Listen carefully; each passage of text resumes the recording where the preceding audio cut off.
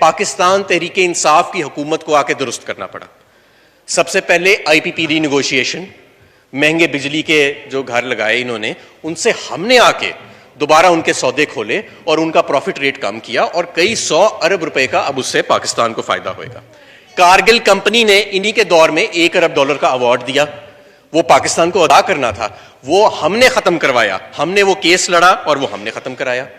L N G کی deal ہم نے کی, اسی کمپنی سے جس کمپنی سے انہوں نے کی تھی, ہم نے سستی ڈیل کی اور کئی 100 ارب روپے کا اس سے فائدہ ہوئے گا, اور اس کے کارگو نومبر سے آنا بھی شروع ہو چکے ہیں.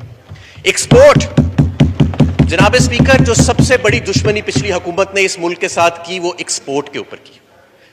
پہلے $25 ارب سے پیپلز پارٹی حکومت سے ایکسپورٹ اٹھائی, پہلے اس کو $21 ارب پہ نیچے لے گئے, اور پھر $23.8 ارب پہ لا کے پاکستان تحریک انصاف کو چھوڑ دیا.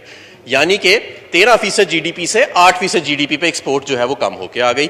$25 ارب سے شروع ہوئے تھے, میاں نواز شریف صاحب کہتے تھے میں $100 ارب پہ $50 ارب پہ لے کے جاؤں گا, وہ 25 کی بھی 23.8 پہ چھوڑ کے چلے گئے. الحمدللہ جناب اسپیکر, اس وقت 25% گروتھ 30% گروتھ ایکسپورٹ کی ہو رہی ہے, اور مجھے پورا یقین ہے کہ انشاءاللہ تعالیٰ $30 ارب پہ ہم اس سال یہ ایکسپورٹ جو ہے وہ اپنی چھوڑیں گے. تو یہ بھی غلطیاں ان کی ہم نے درست کی.